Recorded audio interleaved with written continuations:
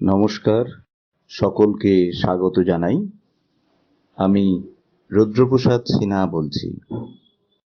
আমরা সমিধে অঙ্কুর শিখিব শেখাবো, মিলেব মেলাবো কণ্ঠে দীপ সুর। আমরা সমিধে অঙ্কুর। এর আগে একটি কর্মযোগ, জ্ঞানযোগ আলোচনা করেছি। আজকে ষষ্ঠ অধ্যায়ে অভ্যাস যোগ অর্থাৎ ধ্যান যোগ। ষষ্ঠ অধ্যায় অভ্যাস যোগ 1 থেকে 9 পর্যন্ত ধ্যান যোগের ভূমিকা, তারপরে 10 থেকে একেবারে 32 পর্যন্ত হচ্ছে ধ্যান প্রকরণ, অর্থাৎ ধ্যান কিভাবে করতে হয় তার প্রসেস, এবং ধ্যান করলে মানুষের কিরূপ পরিবর্তন হয়, মানুষ কিরকম হন, তার ট্রান্সফরমেশনটা কিরকম হয় সেটা ব্যাখ্যা করা হচ্ছে 32 নম্বর শ্লোক পর্যন্ত।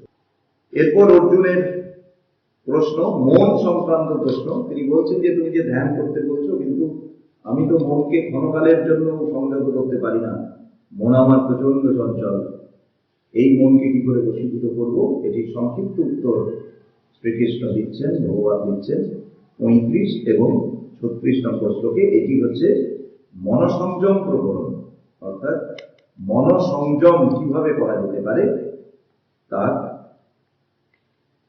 রূপরেখা দিচ্ছেন এইখানে। এরপর 37 নম্বর থেকে 39 পর্যন্ত 3টি শ্লোকে আবার অর্জুনের প্রশ্ন। ইতিমধ্যে ধ্যানযোগীর কথা শ্রীকৃষ্ণ আলোচনা করেছেন, সেটি অর্জুনের ভালো লেগেছে, কিন্তু একই সঙ্গে তার মনে হয়েছে যে এটা যথেষ্ট কঠিন এবং সময় সাপেক্ষ, অনেক দিনের অভ্যাস লাগে। তা এই যে দীর্ঘ সময় ধরে যে ধ্যান প্র্যাকটিস করতে হয় বা ধ্যানযোগী হতে হয়, এর মাঝখানে যদি যোগী পথভ্রষ্ট হন, অনেকটা পর্যন্ত এগিয়ে হয়তো পরিণতি পেলেন না, মাঝখানে তিনি কোনো কারণে কোনো প্রলোভনে পা দিলেন এবং সম্পূর্ণভাবে তিনি যোগভ্রষ্ট হয়ে গেলেন, অথবা তার শরীর চলে গেলেন, হতেই পারে তিনি এগোচ্ছিলেন, এগোতে এগোতে হঠাৎ তার শরীর চলে গেল, তাহলে তিনি যোগভ্রষ্ট হলেন। অর্থাৎ আলটিমেট ট্রুথে পৌঁছানোর আগেই যদি যোগী পথভ্রষ্ট হন বা যোগভ্রষ্ট হন, তাহলে তার কি গতি হয়? তার কি এতদিনকার সাধনাটা পুরো জলে চলে যায়? মানে সেটা কি একেবারে নষ্ট হয়ে গেল, নাকি সেটা কোথাও না কোথাও স্টোর থাকে, সেটাকে তিনি পরবর্তীকালে আবার ব্যবহার করতে পারেন? এই জন্য 40 থেকে 45 পর্যন্ত শ্রী ভগবান যোগভ্রষ্ট প্রকরণ ব্যক্ত করছেন।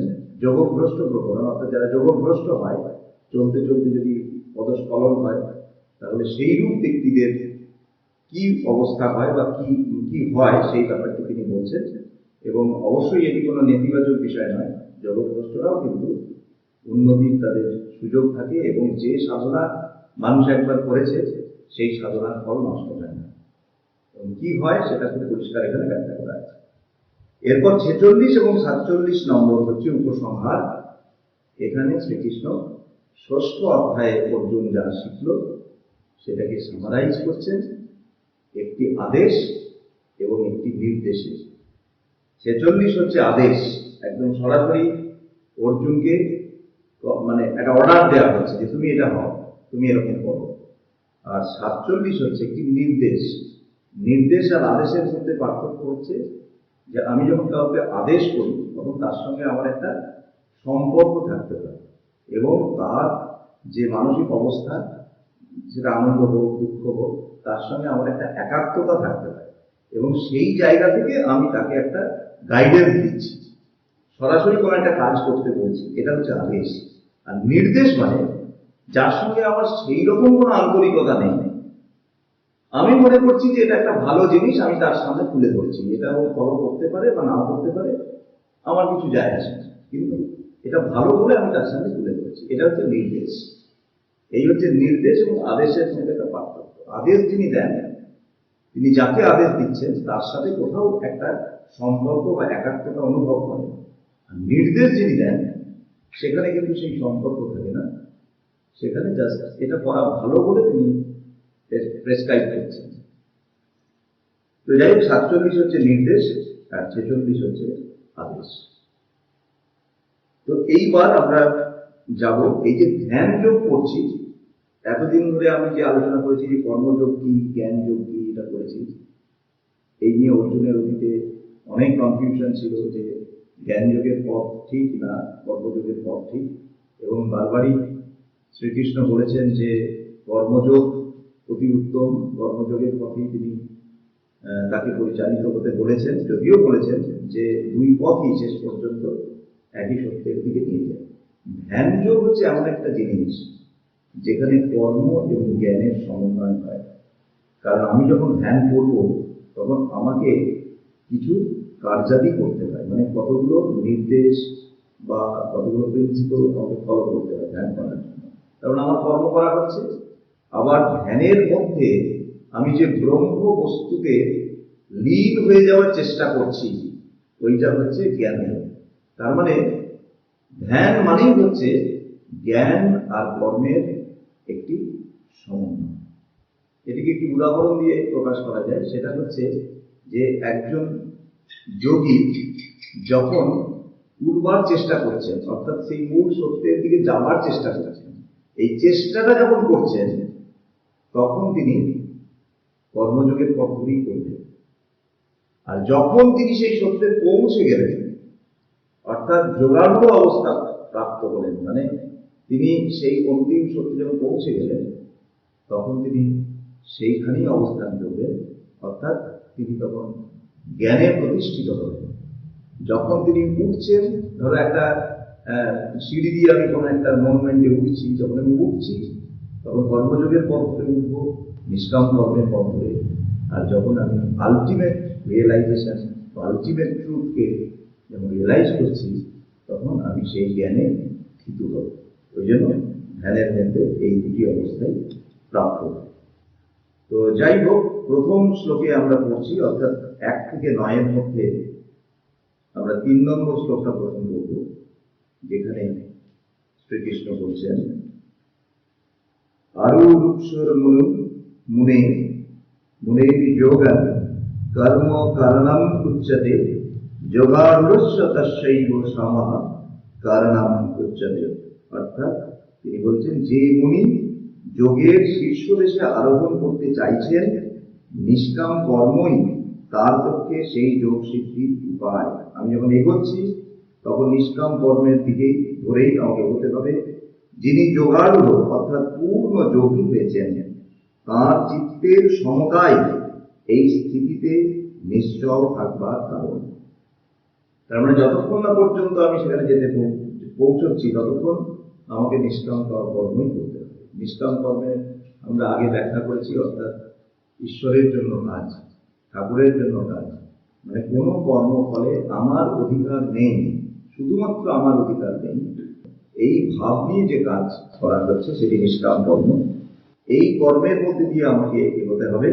ওই জন্য বলছে আরুরুক্ষর মুনে যোগা কর্ম কারণম উচ্যতে যোগারূঢ়স্য তস্যৈব সামঃ কারণম উচ্যতে। যোগারূঢ় যখন আমি আরূঢ় হব, অর্থাৎ সেই অন্তিম জায়গায় পৌঁছব, তখন যেহেতু আমার পূর্ণ জ্ঞান হয়েছে সেই জন্য আমার চিত্তে কোনো বিক্ষেপ আসবে না।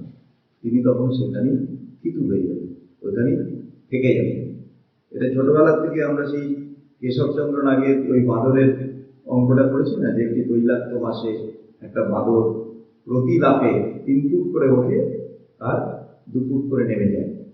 এইভাবে কত লাফে সে একবারে মাসের টপে গিয়ে পৌঁছায়। এই যে অঙ্কটা করেছি, যে যতক্ষণ পর্যন্ত আমি যাবো ততক্ষণ পর্যন্ত আমার এরকম ভুল ভ্রান্তি হতে হতে যাবে, কিন্তু বাঁদরটা যখন সেই লাস্ট লাফটা দেয়, মানে যখন যে লাস্ট লাফটাতে সে একদম বাসের টপে পৌঁছে যায়, তখন কিন্তু আর নামে না। ওই জন্য ওইটা মনে রেখে কিন্তু আমাদের হিসেবটা করতে হবে, যে ধরো বাসটা যদি 10 ফুট লম্বা হয়, লাস্ট 3 ফুটটা ছেড়ে 7 ফুট পর্যন্ত হচ্ছে সে ওইভাবে এগোবে। 3 ফুট এগোচ্ছে, 2 ফুট এগোচ্ছে, মানে 1 ফুট করে এগোচ্ছে প্রতি মিনিটে। এইরকম ভাবে এগোতে এগোতে আলটিমেটলি যখন সে 7 ফুট উঠলো, তখন লাস্ট 3 ফুটটা যখন লাভ দেবে তখন কিন্তু আর নাম নেই। কারণ তখন একবারে পাশে ওপরে পৌঁছে যাচ্ছে। তো এইটাই ছিল এই অঙ্কের। এখানেও সেরকম যে নিষ্কাম কর্মের দ্বারা এগোতে এগোতে যখন অন্তিম সত্যে সে পৌঁছে তখন কিন্তু আর তার পতন হয় না, তখন আর তার কর্মের প্রয়োজনও হয় না, সে ওখানে কিন্তু হতে পারে। এরপর 5 নম্বর শ্লোকে বলছেন উদ্ধারে আত্মনা আত্মানম আত্মান আত্মানম অবসাদয়ে আত্মৈব হি আত্মন বন্ধুরা তার আত্মৈব ঋতুরাত্মান। মানে উদ্ধারে আত্মনা আত্মানম, অর্থাৎ বিমুক্ত মন দ্বারা বিমূঢ় মনকে বিষয়কূপ থেকে ওপরে টানতে হয়। মানে উদ্ধারে আত্মনা, নিজেকে মুক্ত করতে হয় নিজেকেই। আমি যদি মনে করি অন্য কেউ এসে আমাকে মুক্ত করবে, আমাকে উদ্ধার করবে, তাহলে কোনোদিন পাবো না, কোনোদিন তুমি মুক্ত হবে না। স্বামীজি বলছেন যে যতবার আমি অন্যের উপর সাহায্যের আশা করেছি ততবারই আমি ব্যর্থ হয়েছি। পরিশেষে যখন অন্যের উপরে আশা ছেড়ে নিজেই উঠে পড়ে লেগেছি তখনই আমার কার্য সিদ্ধি হয়েছে। তো এইটি আমরা এখানে দেখতে পাচ্ছি যে উদ্ধারের আত্মনা আত্মানম। কারো উপরে ভরসা করলে তুমি উদ্ধার পাবে না, তুমি নিজেই নিজেকে উদ্ধার করবে। ন আত্মানম অবসাদয়ে, মনকে অবসন্ন বা নিম্নে যেতে দিলে হবে না। আমার মনকে, আমার আত্মাকে অবসাদয়ে নিচের দিকে যেতে দিলে হবে না। আত্মৈব হি আত্মন বন্ধু, আত্মার বন্ধু আত্মা, আমার বন্ধু আমি। তারপর কি বলছেন? আত্মৈব ঋতু আত্মন, আমার বন্ধু আমি আবার আমার শত্রু আমি। মানে এটা কি? অর্থাৎ আমাদের মধ্যে দুটো মন কাজ করছে। একটা মন যাকে শ্রীকৃষ্ণ বলছেন বিমুক্ত মন, যেটা শুদ্ধ মন। আরেকটা মন হচ্ছে বিমূঢ় মন, যে মোহগ্রস্ত হয়ে আছে, আসক্ত হয়ে আছে। তো বিমুক্ত মন দিয়ে বিমূঢ় মনকে উদ্ধার করতে হয়। আমার একটা মন আমাকে বলে যে আজকে গীতা ক্লাসে যেতে হবে, শত ঝামেলার মধ্যে, শত কষ্টের মধ্যে। সেই মনটা আমাকে বলে না, মিশনে কাজ করতে হবে, বন্ধুদের সঙ্গে পিকনিক বা একসাথে বসে আড্ডা এইসব ছেড়ে সাধু সঙ্গ করতে হবে। আবার সেই মনটাই মাঝে মাঝে আমাকে এমন কিছু কিছু নির্দেশ দেয় বা এমন কিছু কিছু বিষয়ে যুক্ত হতে বলে যেটা আমি বুঝতে পারি যে আমার জন্য ঠিক নয়, আমারই মন। তাহলে আমার যে মনটা আমাকে সৎ উপদেশ দেয়, আমাকে ভালো ভালো জায়গায় যেতে বলে, আমাকে আরো উন্নত হতে প্রেরণা দেয়, সেইটি হচ্ছে আমার বিমুক্ত মন। আর যেটা আমাকে আরো আসক্ত হতে পরামর্শ দেয়, আরো বন্ধনে জড়িয়ে পড়তে পরামর্শ দেয়, আমাকে আরো ধ্বংস করে ফেলতে চায়, সেটি হচ্ছে বিমূঢ়, নিজের মধ্যেই আছে। এবার প্রশ্নটা হচ্ছে তুমি কোন মনটাকে বেশি খাবার দাও? যে মনটাকে তুমি বেশি খাবার দেবে সে শক্তিশালী হবে, সে অন্য মনটাকে ডমিনেট করবে। বিমুক্ত মনকে তুমি বেশি খাবার দাও কি? অর্থাৎ তুমি কি বিমুক্ত মনের কথা বেশি শোনো? মানে বিমুক্ত মন মানে যে পাঠচক্রে যেতে বলছে, যে ঠাকুরমা স্বামীজির বই পড়তে বলছে, ঠাকুরমা স্বামীজিকে স্মরণ করতে বলছে, বা মঠ মিশনে যেতে বলছে, সাধুসঙ্গ করতে বলছে, একটা ভালো লাইফ, ট্রান্সপারেন্ট লাইফ লিড করার কথা বলছে, তুমি কি তাকে বেশি যত্ন করো, তাকে বেশি খাবার দাও, তাহলে সে শক্তিশালী হবে? নাকি তুমি সেই মনটাকে বেশি খাবার দাও যে নানা রকম অজুহাত খুঁজে নেয় পাঠচক্রে না যাওয়া, নানা রকম অজুহাত খুঁজে নেয় মঠ মিশনে না যাওয়া বা স্বামীজির বই না পড়া? যাকে তুমি বেশি খাবার দেবে সেই কিন্তু শক্তিশালী হবে এবং সেই শেষ পর্যন্ত চলে যাবে। ওই জন্যই বলছে উদ্ধারের আত্মনা আত্মানম, আমি নিজেই নিজেকে উদ্ধার করতে পারি। এটাই ফ্রয়েডের যে তত্ত্ব। ফ্রয়েড বলছেন যে মানুষের মধ্যে 3টে জিনিস আছে। একটা হচ্ছে ঈদ, ইগো, সুপার ইগো। ঠিক আছে? ঈদ হচ্ছে যেটা একদম মানে অ্যানিমালের মতো, জন্তুর মতো, অর্থাৎ সে সবসময় ইনস্টিংক্ট দ্বারা গাইডেড, মানে প্রতি মুহূর্তে সে প্লেজার চাইছে, সুখ চাইছে, এবং সেটা অ্যাট এনি কস্ট, যে কোনো মূল্যে চাইছে। মানে আমার যদি মনে হয় যে তোমার একটা খুব সুন্দর ঘড়ি আছে এবং সেই ঘড়িটা পেতে আমার ভালো লাগছে, তাহলে আমার ঈদ সঙ্গে সঙ্গে বলবে যে ও একটু অসতর্ক হলে ঘড়িটা চুরি করে। ঠিক আছে? আর সুপার ইগো কিন্তু মানুষকে সবসময় মহৎ করার চেষ্টা করে, উন্নত করার চেষ্টা করে। সে তোমাকে বলবে, ছি ছি, এটা তুমি কি ভাবছো? একটা ঘড়ি চুরি করার কথা ভাবছো? তুমি না অমুক, তুমি না স্বামীজির ভাই, তুমি না এরকম মহারাজের একজন প্রিয় মানুষ, তুমি না পাঠচক্রে যাও। মানে এইভাবে তোমার এটা বলছে সুপার ইগো, অর্থাৎ তোমার মধ্যে সেই কনভিকশন টু দ্য গুডনেস বা সাধুতার প্রতি যে তোমার ভালোবাসা, সেটাকে তুলে ধরবে। তখন ইগো কি করে? এই দুটোর মধ্যে একটা কম্প্রোমাইজ করে। অর্থাৎ সে না ঈদকে পুরোপুরি সাপোর্ট করে, না সুপার ইগোকে পুরোপুরি সাপোর্ট করে। সে বলে তোমরা নিজেদের মধ্যে ঝগড়া করো না, এসো আমি একটা সমঝোতার পথ ধরি, মানে যাতে আমি ঘড়িটাও ভোগ করতে পারি, আবার অন্যায়ের পথ না ধরি। তাই আমি তখন হয়তো একটা প্ল্যানিং করলাম যে ঠিক আছে, ওই ঘড়িটা আমার পছন্দ হয়েছে, ওইটা হয়তো অরিন্দমের কাছ থেকে জেনে নিলাম যে ঘড়িটার কত দাম, কোথায় পাওয়া যায়। তারপর আমি একটা প্ল্যানিং করলাম, তার মাসে মাসে আমি 1000 টাকা করে জমিয়ে অমুক সময় এই ঘড়িটা আমি কিনি।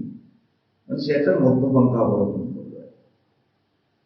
এবার প্রশ্নটা হচ্ছে যে একটা মানুষ যদি ঈদকে বেশি প্রশ্রয় দেয়, তাহলে সে কিন্তু এরকম পথভ্রষ্ট মানুষ হবে। মানে তার তো সব সিদ্ধান্তগুলো ঈদ গাইডে থাকবে। তাকে বাইরে থেকে দেখতে একটা জন্তুর মতো মনে হবে, যে একটা পশু, তাকেই আমরা বলি পাশবিক চেতনার মানুষ। আবার কোনো মানুষ যদি সুপার ইগোকে বেশি প্রশ্রয় দেয় বা সুপার ইগোকে যদি সে বাড়িয়ে তোলার চেষ্টা করে, তাহলে তিনি একজন দেব মানুষ হবেন। দেব মানুষ, দেবতার মানুষ, তার আচার আচরণ, তার কথাবার্তা দেবতার মানুষ। আর যদি মনে করো আমি একটা ওই কম্প্রোমাইজ করে, অর্থাৎ ইগোকেই যদি আমি বেশি প্রশ্রয় দিই, না ঠিক আছে ভাই, মানে দুটোকেই একটু মানিয়ে চলতে হবে আর কি, তাহলে তুমি ওই মানবিক চেতনায় থাকবে, সাধারণ থাকবে। মানে সাধারণ ভদ্র সজ্জন ব্যক্তি যেরকম হয়, মানে খুব অসাধারণ একজন সেন্টলি পার্সন তো হতে পারবে না, মানে যাকে মানুষ প্রণাম করে বা যে ইন্সপিরেশন, ওই রকম জায়গাতে তুমি যেতে পারবে না। আবার একদম ভয়ঙ্কর টাইপের একটা খারাপ লোক, হ্যাঁ, যাকে মানুষ ঘৃণা করে, হ্যাঁ, যাকে দেখলেই আর কি থুতু ফেলে, ভয় পায়, সেরকমও হবে না। তুমি মাঝামাঝি একটা জায়গায় থাকবে। সো ইট ডিপেন্ডস অন আস, যে আমরা কি করতে চাই। সেটাই বলছেন উদ্ধারের আত্মনাত্মানা ন আত্মনম অবসাদের। একে নিচে নেমে যেতে দিতে হবে না। আত্মৈব কি আত্মন, বন্ধু আমি আমার বন্ধু। অর্থাৎ বিমুক্ত মন যখন আমার শক্তিশালী, তখন আমি আমার বন্ধু। আর কি বলছে? আত্মৈব ঋতু, আমার বিমূঢ় মন যখন শক্তিশালী, তখন কিন্তু আমি আমার শত্রু। সেই আমি যে আমি কি ডিসিশন নেব নিজের জন্য, সেটা আমার জন্য যে কি হার্মফুল হতে পারে আমি তখন বুঝতে পারবো। দুর্যোধনের যা সিচুয়েশন।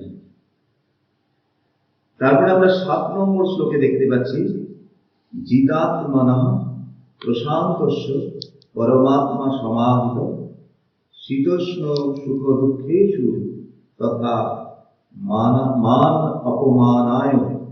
মানে যে ব্যক্তি আত্মাকে জয় করেছেন এবং যার মনে সর্বদা শান্তি বিরাজমান, তার আত্মা পরমাত্মা রূপে প্রকাশিত হন এবং তিনি শীত গ্রীষ্ম সুখ দুঃখ মান অপমানে একই অবস্থায় থাকেন। অর্থাৎ শীত গ্রীষ্ম মান অপমান সুখ দুঃখ তাকে টাচ করতে পারে না। কোন ব্যক্তিকে? জিতাত্মা, মানে যিনি নিজেকে যিনি জয় করেছেন। নিজেকে জয় করা মানে নিজের এই বিমূঢ় মনকে যিনি জয় করেছেন, অর্থাৎ যার বিমুক্ত মন বিমূঢ় মনের উপর আধিপত্য করছে, তাকে চাকর বানিয়ে রেখেছে বা তাকে একেবারে ধ্বংস করেছে, এবং শুধু বিমুক্ত মনই তার যার টিকে আছে, সে নিজেকে জয় করেছে। এবং সেই রূপ ব্যক্তি কিরকম হন? সেই রূপ ব্যক্তি সর্বদা পরমাত্মার সাথে যুক্ত থাকেন। তিনি যেন ঈশ্বরের মতো, ঈশ্বরের সঙ্গে তার সদা যোগ। এবং এইরূপ ব্যক্তির আচার আচরণ কি হয়, কেমন হয়? তো বলছে তিনি সবসময় একটা মানে ইনডিফারেন্ট, মানে কোনো কিছুই তাকে টাচ করতে পারছে না।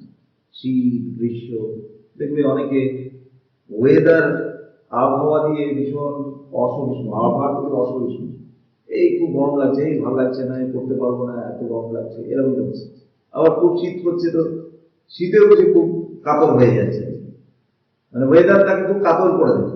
আবার অনেকে আছে দেখবে তার মধ্যে টলারেন্স অনেক বেশি, গরম লাগছে কিন্তু ঘামতে ঘামতেই সে করছে, শান্ত হয়ে ধৈর্য ধরে কাজ করছে। শীত লাগছে, শীতের মধ্যেই সে তার কাজ করছে। তেমনি সুখে দুঃখে সমানভাবে সে কাজ করছে। বা মান অপমান দুটোর অবস্থাতেই, দুই অবস্থাতেই সমান। যে এটা পারছে বা যে আমার থেকে বেশি পারছে, তুমি নিশ্চিত জানবে যে সে কিন্তু আমার থেকে অন্তত আত্মাকে বেশি জয় করেছে, অর্থাৎ তার বিমুক্ত মন আমার বিমুক্ত মনের চেয়ে শক্তিশালী। 10 নম্বর শ্লোকে আমরা আসছি। 10 নম্বর শ্লোকে বলা হচ্ছে, যোগী যুঞ্জিত সততম আত্মানম রহসি স্থিতঃ একাকী যতচিত্তাত্মা নিরাশির পরিগ্রহ। তার মানে যোগী একাকী নির্জন স্থানে থেকে সংযত চিত্ত, সংযত দেহ, আকাঙ্ক্ষা শূন্য ও যোগের প্রতিবন্ধক দ্রব্য সংগ্রহ বিরত থেকে চিত্ত সংযত রেখে সতত সমাধি অভ্যাস করবেন। তাহলে কি বলছে? যোগী যুঞ্জিত সতত সততম আত্মানম রহসি স্থিত। যোগী সবসময় আত্মা মানে নিজেকে নিয়ে স্থিত থাকেন নির্জনে। নির্জন মানে যা তার আনন্দের জন্য বা তার থাকার জন্য বহু কোলাহলের প্রয়োজন হয় না, বহু লোকজনের প্রয়োজন হয় না। তিনি একাকী নির্জনে স্থিতই থাকেন এবং তার চিত্ত কিরকম হয়, মানে যেগুলি তার যোগের পথে বাধা স্বরূপ। অর্থাৎ আমি এই যে যোগ মানে কি বললাম, যে ঈশ্বরের সঙ্গে যুক্ত হয়ে থাকা, তার মানে বিভিন্ন ধরনের প্রলোভন, বিভিন্ন ভোগ্য বস্তু, বিভিন্ন কৃত্রিম চাহিদা। কৃত্রিম চাহিদা বলে তো, প্রকৃত চাহিদা আর কৃত্রিম চাহিদা। মানে আমার খিদে পেয়েছে, আমার এখন কিছু খাবার দরকার, এটা হচ্ছে প্রকৃত চাহিদা। ঠিক আছে? তোমাকে হয়তো মা জিজ্ঞাসা করলো, কিরে কিছু খাবি? না, এখন খেতে ইচ্ছে করছে। আরে ও খুব ভালো চাও দিয়ে গেছে, খাবি?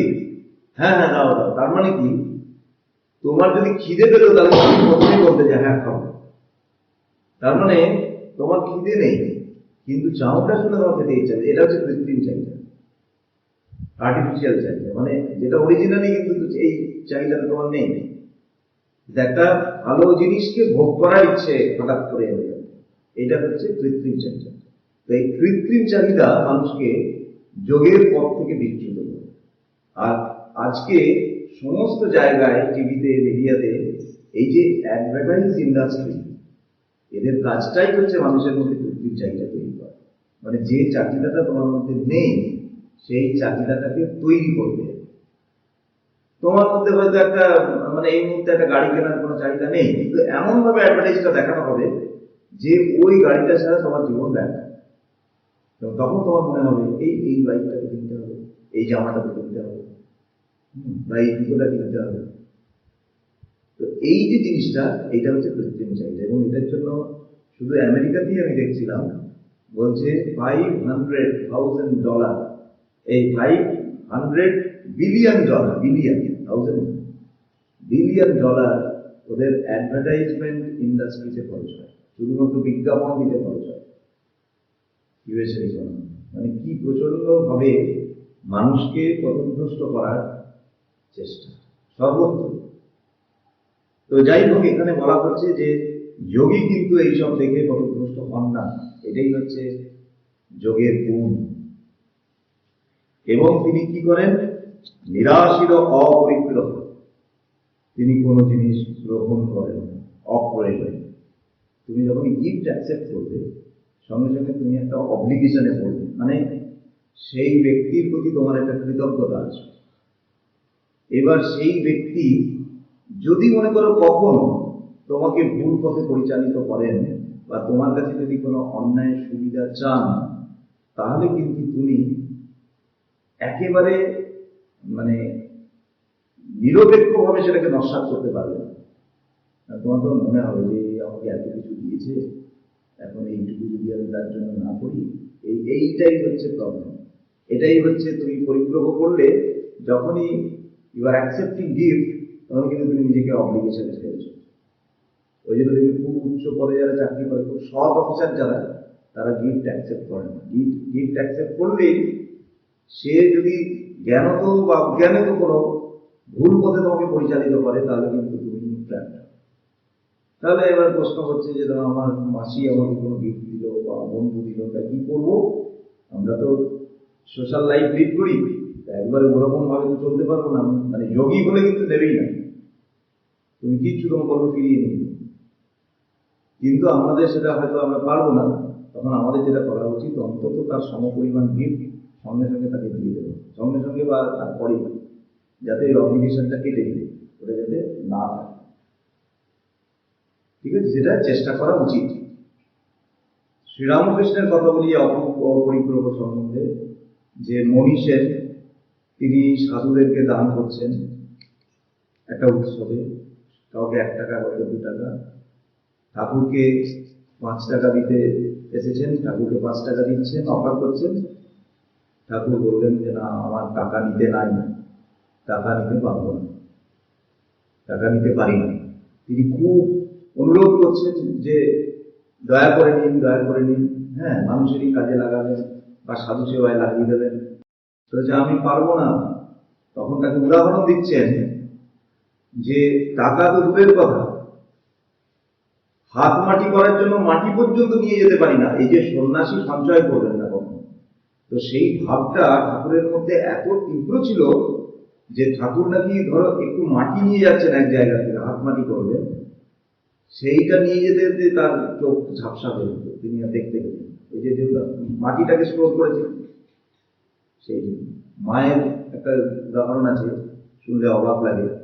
তিনি বলছেন যে একদিন বটুয়া, খালি বটুয়া নিয়ে এলো, বটুয়া মানে যেখানে ওই মশলা টসলা রাখা থাকে, ঠাকুর হয়তো মানে ওই ওখান থেকে মানে ইয়ে খান, কিছু মুখ শুদ্ধি, সেই বটুয়া নিয়ে এলো। তো তখন আমি তাকে কিছু ভাজা জোয়ান আর মৌরি দিয়ে দিলাম, নিয়ে বললাম যে পরে সময় করে খাবে। তো সেটা নিয়ে তিনি ফিরছেন, মানে তার নিজের ঘরে ফিরছেন, মায়ের কাছ থেকে, নবগড় থেকে ফিরছেন।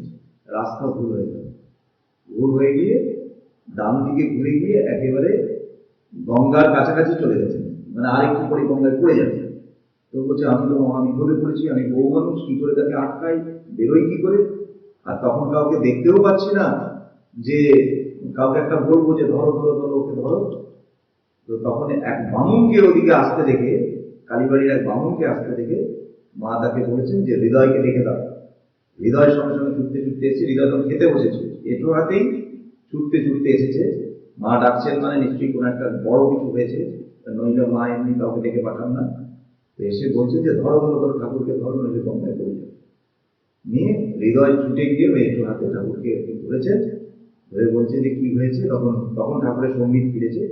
তো বলছে ওই যে জোয়ানার মৌরি আমাকে দিয়েছে, আমার তো সঞ্চয় করা বানা, ওইটা তো সঞ্চয় হয়ে গেছে, সেই জন্য আমার পথ ভুল হয়ে গেছে, ওইটা ফেলে দিয়েছেন। ফেলে দিতে আবার সুস্থ, চোখ একদম পরিষ্কার, মন পরিষ্কার। এইরকম একবার এক ডাক্তারবাবু তাকে ওই ওষুধ দিয়েছেন, ওষুধটা হাতে করে নিয়ে আসতে পারছেন। মানে অপরিগ্রহ এত তীব্র ঠাকুরের যে কোনো কিছু দান গ্রহণ করতে পারতেন। দিস ইজ অপরিগ্রহ। তো যাই হোক, যোগীর এই জিনিসগুলো মেনটেন করা উচিত। একটা হচ্ছে যে নির্জন স্থানে থাকা, সংযত চিত্ত থাকা, যেগুলি তাকে যোগভ্রষ্ট করতে পারে সেই বস্তুগুলিতে আসক্ত না হওয়া, এবং গিফট অ্যাকসেপ্ট না করা। এরপরে আমরা দেখতে পাচ্ছি যে 11 থেকে 14 পর্যন্ত কয়েকটি শ্লোকে শ্রীকৃষ্ণ ধ্যান কিভাবে করতে হয় তার বর্ণনা দিচ্ছেন। তিনি বলছেন, সূচৌ দেশে প্রতিষ্ঠাপ্য স্থির মানসম আত্মনঃ না নাতুচ্ছিদ্রম নাপি নীচম চৈলাজিন কুশোত্তরম তত্রৈকাগ্রম মনঃ কৃত্বা যত চিত্তেন্দ্রিয় ক্রিয়া উপবিশেষণে যুঞ্জাত যোগম আত্মবিশুদ্ধয়ে সামং কায়োশিরগ্রীবম ধারয়ন্ন চলং স্থিরঃ সম্প্রেক্ষ্য নাসিকাগ্রম সং দিশশ্চানৌ অবলোকয়ন প্রশান্তাত্মা বিগতর্ভীর ব্রহ্মচারী ব্রতে স্থিতঃ মনঃ সংযম্য মচ্চিত্ত যুক্ত আশীত মৎপর। এখানে বলছেন আমি পরপর বলি, এগুলো সবই রিলেটেড শ্লোক বলে একসাথে পড়লাম 11 থেকে 14 পর্যন্ত। বলছে যোগাভ্যাসে রত পুরুষ বিশুদ্ধ স্থানে নিজের স্থির আসন স্থাপন করবেন। মানে ধ্যান করতে হলে ফার্স্ট একটা বিশুদ্ধ স্থান হতে হবে, একটা নোংরা জায়গাতে ধ্যান করলে হবে না। বিশুদ্ধ স্থানে নিজের আসন স্থাপন করবেন। আসন যেন অতি উচ্চ বা অতি নিচু না হয়। আসনটা খুব উঁচু হবে না, খুব নিচু হবে, মোটামুটি অ্যাভারেজ হয়ে যাবে। কুশের উপরে বা মৃগাদি চর্মের এবং তার উপরে বস্ত্র পেতে আসন প্রস্তুত করতে হবে। মানে তুমি কুশ ব্যবহার করতে পারো বা মৃগাদি চর্ম মানে হরিণের চামড়া যেটা বলা হচ্ছে, তো আমরা কুশাসন ব্যবহার করতে পারি। এই আসনে উপবেশন করে ইন্দ্রিয়ের দ্বার রুদ্ধ করে চিত্ত সংযম পূর্বক তিনি একাগ্র মনে আত্মশুদ্ধির জন্য যোগ, যেটা আমাদের ওই অষ্টাঙ্গিক যোগে যেটা বলা হচ্ছে যে পরপর কয়েকটা দিনে প্রথমে আসন হলো বিশুদ্ধ জায়গায় আসন স্থাপন করলাম, তারপরে আমার ইন্দ্রিয়গুলো দ্বার রুদ্ধ করলাম, মানে ওই যে প্রত্যাহার, মানে মনটা করছে বিভিন্ন বিষয় চিন্তা করছে, সেখান থেকে সরিয়ে আনা এবং আমার ধ্যানের বস্তুতে সেটাকে স্থির করবার নিরন্তর চেষ্টা করা, এইটা বলছেন। তারপরে কি বলছেন, মেরুদণ্ড গ্রীবা এবং মস্তক সরল ও নিশ্চল ভাবে ধারণ পূর্বক স্থির হয়ে এবং কোনো দিকে না তাকিয়ে স্বীয় নাসিকাগ্রে দৃষ্টি নিবদ্ধ করবে। মানে আমরা যখন বসবো, এই যে ধরো যখন সোজা হয়ে বসুন, স্বামী তুরীয়ানন্দজি ছবি দেখবে, তুরীয়ানন্দজি দেখবে কখনো মেরুদণ্ড বাঁকা করে বসতেন না, কোনো সময় বসতেন না, ঠিক আছে? এটা একটা অভ্যাস। এখন আমরা বসতে গেলে হয়তো পিঠে লাগবে, কারণ আমাদের এই অভ্যাস নেই, কিন্তু এটা চেষ্টা করতে করতে আস্তে আস্তে ওইটাই অভ্যাস হয়ে যাবে, সোজা হয়ে বসা। তো বলছে এই মাথা, গ্রীবা এবং বুকের যে পাঁজর, এই তিনটে এক সরলরেখায় থাকবে এবং ওই ওয়েটটা এই এই বুকের পাঁজরের মধ্যে দিয়ে কাজ করবে, ঠিক আছে? তবে ওটা ঠিকঠাক পশ্চাৎ চলবে।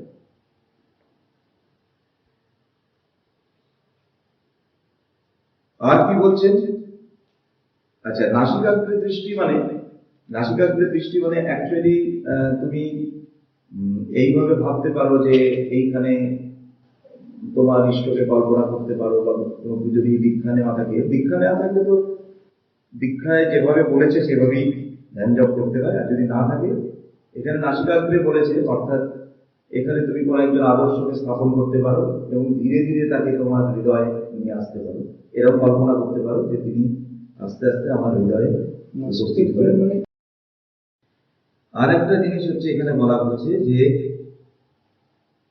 ব্রহ্মচর্য ব্রতে রত গুরু সেবা পরায়ণ, অর্থাৎ ব্রহ্মচর্যে রত। ব্রহ্মচর্য মানে কি, মানে ওই যে যেটা আমরা আগে দেখলাম, আগে একটা জিনিস দেখলাম যে এমন কোনো বস্তু যেটা আমাকে জগৎভ্রষ্ট করতে পারে বা আমাকে আমার যে ফোকাস, সেই ফোকাস থেকে নড়িয়ে দিতে পারে, সেইগুলোকে অ্যাভয়েড করা। মানে আমি আমার কোনো শক্তিকে অপচয় হতে দেব, মিসইউজ হতে দেব, আমার শক্তিটা সম্পূর্ণ যেন আমার লক্ষ্যের দিকে ধাবত হয়।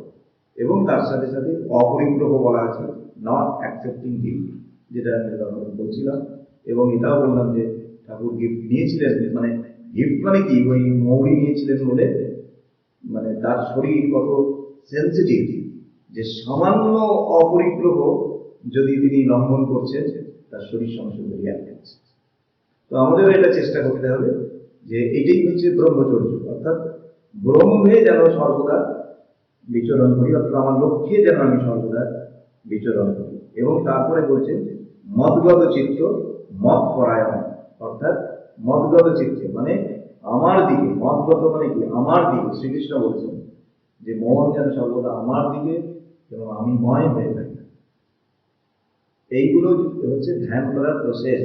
শ্রীকৃষ্ণ বললেন কি একটা বিশুদ্ধ জায়গায় আসন পাতা, আসনটা খুব উঁচু হবে না, খুব নিচু হবে না, তারপরে সেইখানে স্থির হয়ে বসে মাথা, গলা এবং বুক এক সরলরেখায় রেখে, ওজনটা যদি এখান দিয়ে কাজ করে এক সরলরেখায় কাজ করে, তারপরে আমার পক্ষে অনাবশ্যক সমস্ত জিনিস থেকে মনটাকে তুলে এনে যেটা যেটা আমি করতে চাইছি, অর্থাৎ আমার যে ইষ্ট, আমার যে আদর্শ, তাকে সেই মুহূর্তে চিন্তা করা।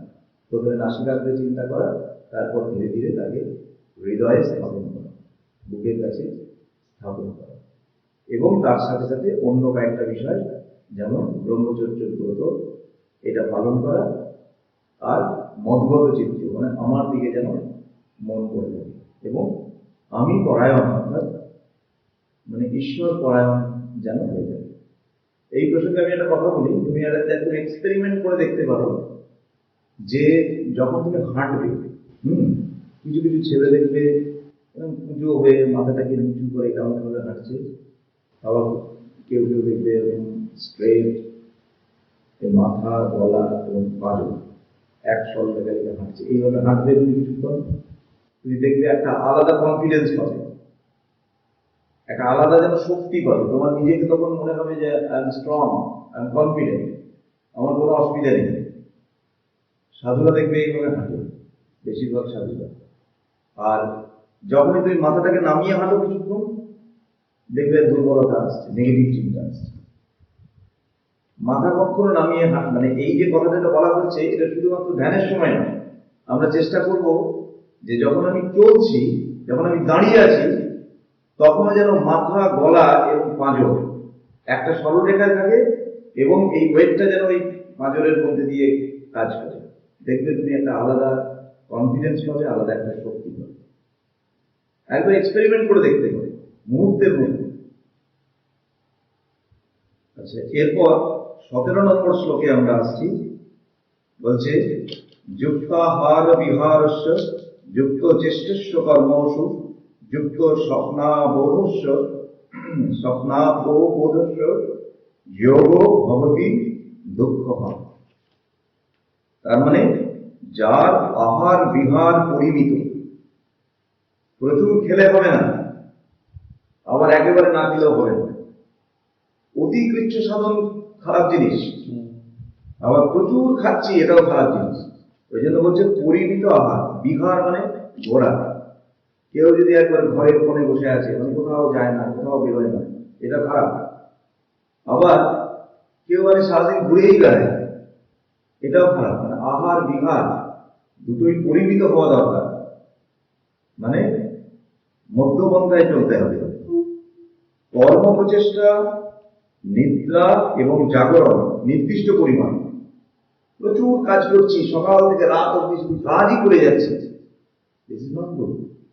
এমন কাজ করবো না যে আমি নিজেকেই হারিয়ে ফেলবো। আমার নিজের সঙ্গে নিজের কথা বলার আর সময় নেই, নিজেকে আর মানে আমি টাইম দিতে পারছি না। মানে আমি যেন রোবট হয়ে গেছি। সকাল থেকে উঠছি, মানে একবারে যেন দম দেওয়া পুতুলের মতো কাজই করে যাচ্ছি, রাত হচ্ছে ঘুমিয়ে পড়ছি। এইরকম কাজের কোনো মানে নেই। শ্রীকৃষ্ণ বলছে কাজ পরিমিত হতে হবে। সারাদিন একটাও কাজ করলাম না, এটাও যেমন খারাপ, যে শুয়ে বসে কাটিয়ে দিলাম অলস হবে, এটাও খারাপ। আবার এমন কাজ করছি যে আমি নিজেকেই হারিয়ে ফেলছি, না আমি নিজের কন্ট্রোলেই নেই, যন্ত্রের মতো, ফলের পুতুলের মতো কাজ করছি, এই দুটোই খারাপ। এবং বলছে পরিমিত নিদ্রা, পরিমিত জাগরণ। অনেক ঘুমোচ্ছি এরকম করলে হবে না, একেবারে ঘুমোচ্ছি না, সারা রাত পড়ছি, রাত্রি 1টা অবধি পড়লাম, পরের দিন আবার 3টের সময় উঠে গেলাম, এভাবে হবে না। এই কিছুদিন আগে আশুতোষের সঙ্গে কথা হচ্ছিল, তো তো বলছে ওদের কলেজে একজন আইআইটি খুব বড় প্রফেসর বলেছিলেন, বলছেন যে দেখো আমি সবসময় তোমাদের একটা কথা বলি, এই যে আইআইটিয়ানদের তো খুব স্ট্রেস থাকে, মানে আইআইটিতে চান্স পাওয়ার আগেও স্ট্রেস থাকে, ওরা যখন পড়ে তখনও ওদের খুব স্ট্রেস থাকে, প্রচুর পড়তে হয় বা ওদের অ্যাম্বিশাসও হয়, ওরা প্রচন্ড সেই জন্য পড়ে। ল্যাব হয়তো সারা রাত্রি ল্যাবে কাটিয়ে দিচ্ছে কোনো ছেলে, বা সারা রাত্রি লাইব্রেরি খোলা পড়ে যাচ্ছে। তো এই প্রফেসর বলেন যে দেখো আমরা আমাদের যৌবনটাকে তখন আমরা মনে করতাম যে এখন যত পারি কষ্ট করে নিই, পরিশ্রম করে পড়াশোনা করি, তারপর যখন একটা জায়গায় চিট করবো তখন শান্তিতে থাকবো। কিন্তু এইভাবে আমরা কিন্তু শরীরটাকে নষ্ট করে ফেলেছি, রাতের পর রাত জেগে না খেয়ে না দিয়ে পড়ে যাচ্ছি, কোনো নিয়ম ডিসিপ্লিন না রেখে পড়ে যাচ্ছে, মানে একটা ভালো কাজই করছি। কিন্তু এখন মানে আমার এই 50 বছর বয়সে আমার প্রচুর রোগ পড়ে গেছে। আমি কিন্তু এখন যে ভালো করে রিসার্চটা করব, ভালো করে যে এখন একটা জিনিস করবো বা আমি যে লিখবো, আমার শরীর সেই ক্ষমতাটা হারিয়ে ফেলেছে। ওই জন্য আমি সবসময় আমার স্টুডেন্টদেরকে বলি, উনি বলছেন আর কি, যে এই ভুলটা তোমরা করো না। দুটো জিনিসই খারাপ, মানে কাজ করতে করতে শরীর মনকে একেবারে ভুলে যাওয়া, এটাও খারাপ। আবার আমি কোনো কাজই করছি না, শুধুই শরীরকে যত্ন করছি, সেটাও খারাপ। ওই জন্য পরিমিত কাজ, পরিমিত নিদ্রা, পরিমিত জাগরণ, পরিমিত আহার এবং পরিমিত বিহার, এটি হচ্ছে যোগীর লক্ষ্য। ঠিক আছে, দুটোই। যদি তোমার কম থাকে এগুলো তাহলে বাড়িয়ে নাও, যদি বেশি থাকে তাহলে কম। ঠিক আছে, এটা মধু আমাদের বলতো, আমরা যখন যোগা করতে যেতাম বলতো আমার এখানে যা কেউ কেউ আসে খুব মোটা, সে বলে আমাকে রোগা করে দিন। কেউ আবার খুব রোগা আসে, সে বলে চেহারাটা যাতে একটু ভালো হয় করে দিন। তো মধু বলে যে যোগা করলে কিন্তু তুমি মোটাও হবে না, রোগাও হবে, তোমার যেটুকু শরীরের প্রয়োজন সেইটুকুতে এসে টেকবে। এবার সেটা তোমার ভালো লাগতেও পারে, নাও লাগতে পারে। তোমার হয়তো মনে হচ্ছে এর চেয়ে রোগা হলে ভালো হতো। যোগার নিয়ম মানে জিম আর যোগার মধ্যে এটা তফাৎ। জিমে কিন্তু তুমি যেমন খুশি বডি বিল্ডিং করতে পারো, যোগা সেরকম না। যোগা করলে তোমার যেটুকু দরকার শরীর সেইটুকুতে এসে থেমে যাবে, অতিরিক্ত কিছু রাখবে না, আবার কমও করবে না। মানে দেখো যোগের লক্ষণটাই হচ্ছে এইরকম, পরিমিত, যেটা প্রয়োজন সেটা। আচ্ছা, এরপর আমরা 24 নম্বর শ্লোকে আসছি। 24 নম্বর শ্লোকে বলছে সংকল্প প্রভবান কামাং ত্যক্ত্বা সর্বান শেষতঃ মনসৈব ইন্দ্রিয়গ্রামং বিনিয়ম্য সমন্ততঃ। মানে তিনি বলছেন সংকল্পজাত কামনাগুলিকে বিশেষভাবে ত্যাগ করে চক্ষু, কর্ণ প্রভৃতি ইন্দ্রিয়গুলিকে বিষয় ব্যাপার হতে নিবৃত্ত করে ধৈর্য সহকারে বুদ্ধির মাধ্যমে মনকে আত্মাতে স্থাপন করো। বুদ্ধিকে অ্যাপ্লাই করতে হবে, মানে মনের উপরে কিন্তু বুদ্ধি অবস্থান করে। ঠিক আছে, বুদ্ধি হচ্ছে রেশনাল আর মন হচ্ছে একটা ইনস্ট্রুমেন্ট। বুদ্ধি যদি তুমি অ্যাপ্লাই না করো তাহলে মন কিন্তু ইমোশনে গাড়িতে হবে, ইমোশন দিয়ে চলবে। ইমোশন দিয়ে চললে কিন্তু মুশকিল হচ্ছে সে কখন কি করবে কোনো ঠিক নেই। ওই জন্য সবসময় কিন্তু রেশনালিটিতে আসে, যে আমি যে জিনিসটা ভাবছি, মানে আমার সত্যি কি প্রয়োজন। ঠিক আছে, always rational thinking. Rational thinking এর একটা উদাহরণ এভাবে বলা যায় যে বলছে 3 জন বন্ধু তারা জামা কিনতে যাচ্ছে। তো 3 জন বন্ধু 3 জনই জামা কিনতে যাচ্ছে, কিন্তু 3 জনের মোটিভ আলাদা। তো একজনকে, প্রথম জনকে জিজ্ঞাসা করা হচ্ছে যে তুমি জামা কিনতে কেন যাচ্ছ? তখন বলছে যে পুজো আসছে, পুজোর সময় সবাই নতুন জামা পরে, তাই জামা কিনতে যাচ্ছে। আর দ্বিতীয় জন তাকে জিজ্ঞেস করেছে যে তুমি কেন জামা কিনতে যাচ্ছ? তো বলছে যে মানে এমন একটা জামা পরবো না আমার গার্লফ্রেন্ডকে একদম ইমপ্রেস করবে। দ্বিতীয় জন বলছে। তৃতীয় জনকে জিজ্ঞেস করা হয়েছে তুমি কেন জামা কিনতে যাচ্ছ? তো তখন তৃতীয় জন বলেছে যে আমার একটাই জামা, সেটা ছিঁড়ে গেছে, সেটা আর পরা যায় না, সেই জন্য একটা জামা দরকার, তাই কিনতে যাচ্ছি। এবার তুমি বলো এই 3 জনের মধ্যে কার জামা কিনতে সবচেয়ে কম সময় লাগে? যা ছিঁড়ে গেছে। তার মানে তার চিন্তা হচ্ছে রেশনাল, সে কিন্তু একদম মানে ঠিক পারপাসটাকে বুঝেছে যে জামা কেন আমি কিনতে যাচ্ছি। এবার দেখো প্রথম জন কেন ইরেশনাল, কেন তারা ইমোশন দ্বারা গাইডেড? প্রথম জন কি বলছে, পুজো আসছে, আমাকে একটা ভালো জামা পরে সবাইকে চমকে দিতে হবে। কি জামা পরলে সবাই চমকাবে, বা জামা পরে ওদেরকে চমকানো যায় কিনা, এগুলো কিন্তু বিতর্কের, এগুলো হাইপোথেটিক্যাল ব্যাপার। দ্বিতীয় জন বলছে যে গার্লফ্রেন্ডকে ইমপ্রেস করতে হবে। আচ্ছা, গার্লফ্রেন্ড জামা পরলে ইমপ্রেস হবে কিনা, বা আজকে ইমপ্রেস হচ্ছে কালকে তার মন চেঞ্জ হয়ে যাবে কিনা, তখন আবার একটা নতুন জামা আমাকে কিনতে হবে কিনা। তার মানে হচ্ছে এই যে যখনই তুমি ইমোশন দ্বারা গাইডেড হবে, অর্থাৎ বুদ্ধি মনকে যখন গাইড করছে না, তখন কিন্তু সে প্রতি পদে ভুল সিদ্ধান্ত নেবে এবং বিপদে পড়বে, দুঃখে পড়বে। কিন্তু যখন রেশনালিটি কাজ করবে, আমি যখন পারপাসটাকে ঠিক বুঝবো যে আমি এটা কেন করতে চাইছি, তখন কিন্তু তুমি স্থিত দিবে, মানে তোমার কিন্তু তখন মনের বিক্ষেপ কম হবে। ওই জন্য নিজেকে বারবার প্রশ্ন করা, যে যখনই কোনো একটা ইচ্ছে এলো যে কেন এলো, আমি কি করতে চাইছি, আমার মোটিভটা কি, নিজেকেই জিজ্ঞেস করা। সেটাই এখানে শ্রীকৃষ্ণ ব্যাখ্যা করেছেন। এরপরে 29 নম্বর শ্লোকে তিনি বলছেন, সর্বভূতস্থম আত্মানং সর্বভূতানি চ আত্মানি ইচ্ছতে যোগযুক্তাত্মা সর্বত্র সমদর্শন। মানে যোগ দ্বারা সমাহিত চিত্ত যোগী সর্ববিষয়ে সমদৃষ্টি হয়, তখন তিনি সকল জীবের মধ্যে ব্রহ্মকে দর্শন করেন এবং ব্রহ্মের মধ্যে সকল জীব আছে বলে বুঝতে পারেন। ঠিক আছে, তখন তার দৃষ্টি খুলে যায়, সব জীবের মধ্যে সেই ঈশ্বরকে দর্শন করে। যেমন আমি আগের দিন উদাহরণ দিয়েছিলাম না, যে ঠাকুর অতি দুশ্চরিত্র ব্যক্তির মধ্যে ঈশ্বরকে দর্শন করতেন, এবং আমার মধ্যেই সর্বজীবকে দর্শন করে। এটি হচ্ছে যোগযুক্ত আত্মার লক্ষণ। এটি আবার 30 নম্বর শ্লোকেও বলছেন, যো মাং পশ্যতি সর্বত্র সর্বং চ ময়ি পশ্যতি তস্যাহং না প্রণশ্যামি স চ মে না প্রণশ্যতি। অর্থাৎ যিনি সর্বভূতে সকলের আত্মস্বরূপ আমাকে দর্শন করেন এবং সর্বাত্মা আমাকে সর্বভূতকে দর্শন করেন, তার কাছে আমি প্রত্যক্ষ হই এবং তিনিও আমার কাছে অদৃশ্য থাকেন।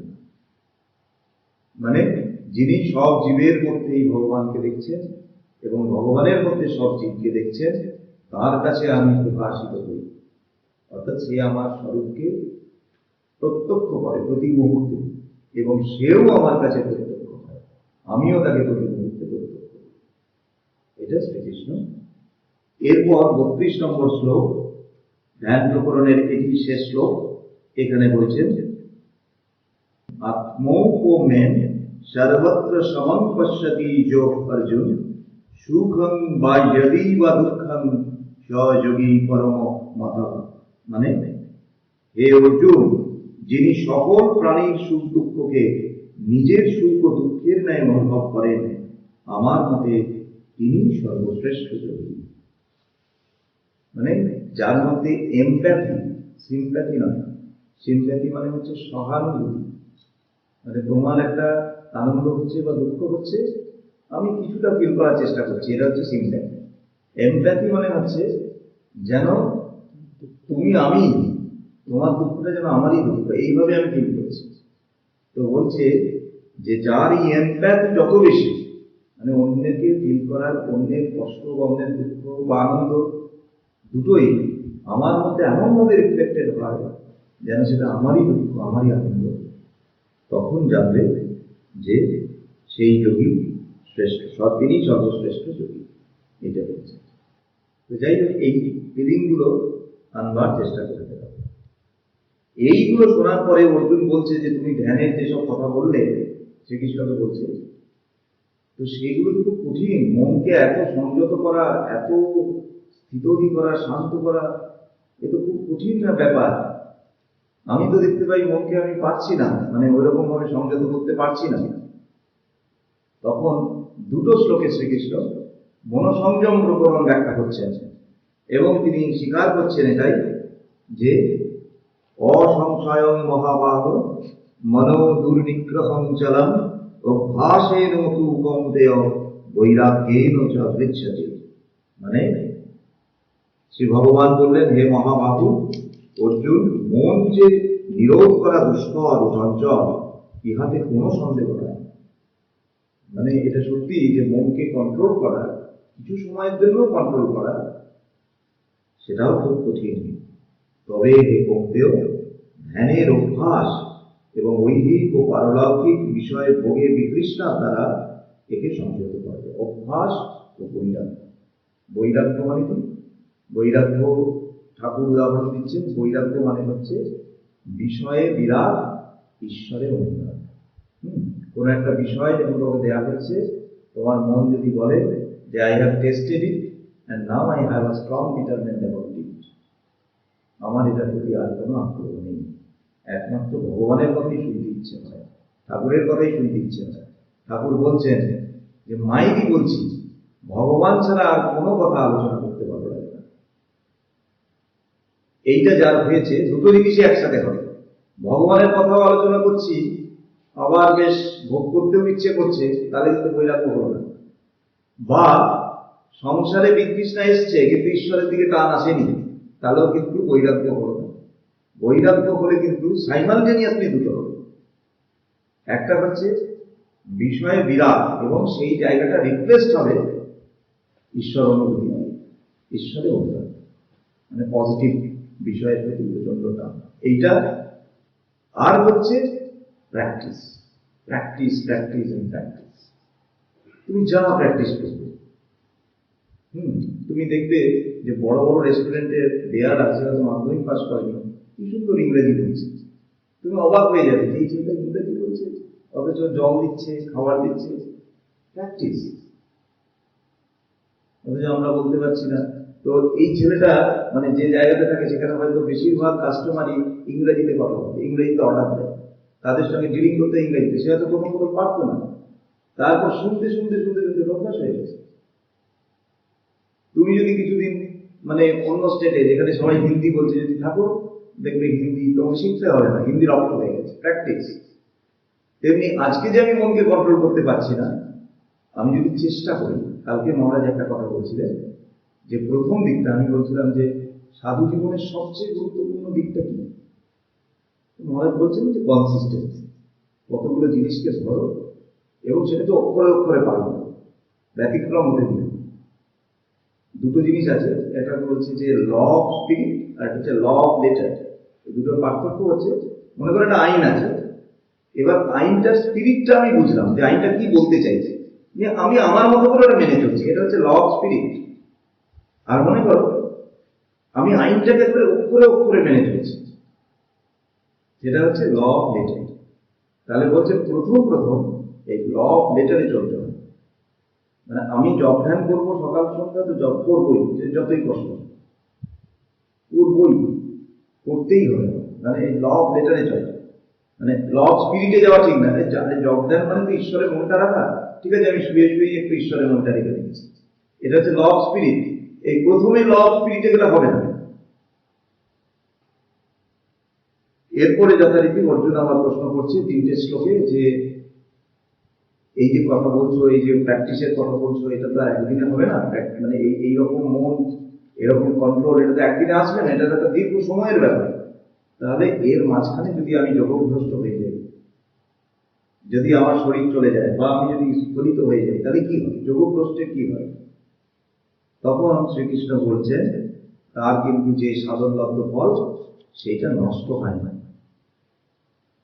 তুমি একটা ভিডিও ডাউনলোড করতে করতে 75% হচ্ছে হঠাৎ নেট চলে যাবে, তাহলে কি হয়? আমি আগে দেখতাম যে ওইটা আবার জিরোতে চলে যাবে, আবার নতুন করে করতে, কিন্তু এখন দেখি সেটা হয় না, তাই তো? মানে ওই 75% হয়ে থাকে, পরে যখন আবার নেট দিলাম তখন কিন্তু ঝট করে 75% ওখানে থাকে। তো যোগভ্রষ্ট ব্যক্তির কিন্তু সেই রকম, যতটা ডাউনলোড করা আছে সেটা কিন্তু থাকবে, ওটা একবারে হারিয়ে যাবে। সেইটাই তারপরে শ্রীকৃষ্ণ বলছেন 41 নম্বর শ্লোকে যে প্রাপ্য পুণ্য কৃতাম লোকানুষিত্বা শাশ্বতী সমাম সুচিরাম শ্রীমৌকাম গে যোগভ্রষ্ট কবি জায়তে। মানে যোগভ্রষ্ট ব্যক্তি যদি কোনো ভোগকামনা থেকে থাকে, একটুও যদি থেকে থাকে, তাহলে সে কোনো সম্ভ্রান্ত ভক্ত গৃহীর বাড়িতে জন্ম নেবে। তার ফ্রিকোয়েন্সি অনুযায়ী। ঠিক আছে, তারপরে শ্লোকে বলছে অথবা যোগী নামেব কুলে ভবতি ধীমতাম এতদ্ভি দুর্লভতরং লোকে জন্ম যদি দৃশ্য। আর মনে করো সে এতটাই এগিয়েছে যে তার মধ্যে আর কোনো ভোগকামনা নেই, তখন কিন্তু ওই রকম ভক্ত ধনীর দিকে জন্ম নেবে না, তখন যোগীর দিকে জন্ম নেবে, প্রকৃত যোগীর দিকে জন্ম নেবে। ঠিক আছে, যেখানে কোনো ভোগ উপকরণ নেই। তারপর 42 হলো 43-এ বলছে তত্র তং বুদ্ধি সংযগম লভতে পূর্ব দৈহিকম যততেই চ তত ভুব সংসিদ্ধৌ গুরুনন্দন। 43-এ বলছে হে গুরুনন্দন, তিনি সেই জন্মে পূর্ব জন্মে সুকৃতির ফলে মোক্ষ বিষয়ক বুদ্ধি লাভ করেন এবং মুক্তি লাভের জন্য পুনর্বার অধিকতর চেষ্টা করেন। মানে ওই মুক্তি লাভের তার যে মুমুক্ষুতা সেইটা কিন্তু তার মধ্যে থাকে এবং সে কিন্তু পুনর্বার তাকে চেষ্টা করে। ঠাকুরের অনেক উদাহরণ আছে এরকম। ঠাকুর বলছেন যে মুখুজ্জি বলে একজন ভক্ত ছিল, তার গৃহে ঠাকুর দেখছেন যে সুন্দর সাজানো গোছানো ঘর, কিন্তু তার মন খুব ঈশ্বর পরায়ণ, সর্বদাই আর কি মানে ঈশ্বর ভক্তি রয়েছে, সাধুদের সেবা করে, গরিব দুঃখীদের সেবা করে। তো তখন ঠাকুর বলছেন যে গীতাতে আছে যে যোগভ্রষ্ট ব্যক্তিরা এইরূপ সজ্জন ভক্ত গৃহীর বাড়িতে পদার্পণ করেন, তোমার সন্তান ভালো যোগী বলছেন। আবার একটা গল্প বলছেন ঠাকুর, বলছেন যে একজন যোগী অনেক দিন ধরে অরণ্যে তপস্যা করছিল। তপস্যা করতে করতে একদিন কি হলো, হঠাৎ একটা বাঘ তাকে আক্রমণ করে নিয়ে চলে গেল, উঠিয়ে। তখন গাছের উপরে একটা লোক উঠে আর কি এই দৃশ্যটা দেখছিল, মানে সে ওই বাঘ থেকে ভয়ে গাছে উঠে গেছিল। তো সে দেখলো যে ওই যোগের উপকরণ সব নামানো হয়েছে। তো বললো দেখি আমি একটু আসনে বসে কেমন হয়। নিয়ে যোগের আসনে বসে সে ওই যোগের উপকরণ দিয়ে যোগ করতে শুরু করল। কিছুক্ষণের মধ্যেই তার সিদ্ধি লাভ হলো, ভগবান তাকে দর্শন দিলেন। তখন সে তো অবাক। তো বলছে ওই লোকটাকে তো দেখতাম অনেক দিন ধরে সাধনা করছে, কত কষ্ট করছে, তপস্যা করছে, তো তারপরে হঠাৎ বাঘে তাকে ধরে নিয়ে গেল, তার ঈশ্বর দর্শন হলো না। আমি তো কিছুই করিনি, আমার কোনো সাধন নেই, কিছু নেই, হ্যাঁ, আমি ভয় পেয়ে বাঘ থেকে লুকিয়ে পড়েছিলাম। তো এসে একটুখানি মনে হলো জিনিসপত্রগুলো আছে, তাই বসলাম, আমার দর্শন কি করে হলো? বলছে বাবা তুমি জানো না, তুমি পূর্বজন্মে প্রচুর সাধনা করেছো, সেই জন্যই এই জন্মে যোগীর ওই জিনিসপত্রগুলো দেখে তোমার সাধনা করতে ইচ্ছে হয়েছিল, নইলে ইচ্ছা হতো না। যেহেতু তোমার পূর্বজন্মের ওই স্বীকৃতি রয়েছে বা সাধন লব্ধ ফল রয়েছে, এই জন্য এখানে বসার সাথে সাথে তোমার সিদ্ধি লাভ হচ্ছে। তার মানে যে সংস্কারটা আমরা একবার করবো সেটা কখনো নষ্ট হবে, কিন্তু আমাদের সচেতন থাকা উচিত। এরপর আমরা একেবারে শেষ দুটি শ্লোকে চলে যাই, যে দুটি শ্লোক হচ্ছে ষষ্ঠ অধ্যায়ের উপসংহার। তার মধ্যে একটি শ্লোক আমরা পড়বো 46, যেটা বলেছিলাম আদেশ। 46 হচ্ছে আদেশ আর 47 হচ্ছে নির্দেশ। আদেশে কি বলছেন? তপস্বীভ্যো হি দিগো যোগী জ্ঞানীভ্যো হি মতোধিক কর্মীভ্যোশ্চাধিকো যোগী তস্মাৎ যোগী ভবার্জুন। অর্থাৎ তিনি বলছেন তপস্বীদের যে যোগী শ্রেষ্ঠ, তিনি জ্ঞানীগণ অপেক্ষাও শ্রেষ্ঠ, কর্মীগণ অপেক্ষাও শ্রেষ্ঠ, ইহাই আমার অভিমত। অতএব হে অর্জুন, তুমি যোগী হও। কি বলছেন? যিনি যোগী তিনি জ্ঞানীদের ওপরে রয়েছেন, তিনি কর্মীদেরও উপরে রয়েছেন। অতএব আমার সাজেশন, তিনি আদেশ করছেন অর্জুনকে, আমার সাজেশন অর্জুন তুমি যোগী হও। তুমি যদি যোগী হও তাহলে তুমি তপস্বীদের ওপরে, তুমি জ্ঞানীদের ওপরে, তুমি কর্মীদের ওপরে। কেন না, বলছে যোগের মধ্যে এই তিনটে জিনিসের সমন্বয় হবে। তুমি যদি মনে করো শুধু কর্মী হও, তাহলে তোমার তো জ্ঞান আর তপস্যা এই দুটো তো হচ্ছে না, মানে সেইভাবে হচ্ছে না। যদি তুমি জ্ঞান হও তাহলে বাকি দুটো হচ্ছে না। কিন্তু যোগ হচ্ছে এমন একটা জিনিস যেটার মধ্যে কম্বিনেশন অফ দিস থ্রি, জ্ঞান, কর্ম এবং তপস্যা, এই তিনটের সমন্বয় করবে যোগী। মানে একজন শিক্ষকও যোগী হতে পারেন, একজন প্লেয়ারও যোগী হতে পারেন, একজন অ্যাডমিনিস্ট্রেটরও যোগী হতে পারেন, এবং অন্যগুলো কিন্তু সবাই হতে পারে। চেষ্টা করতে হবে।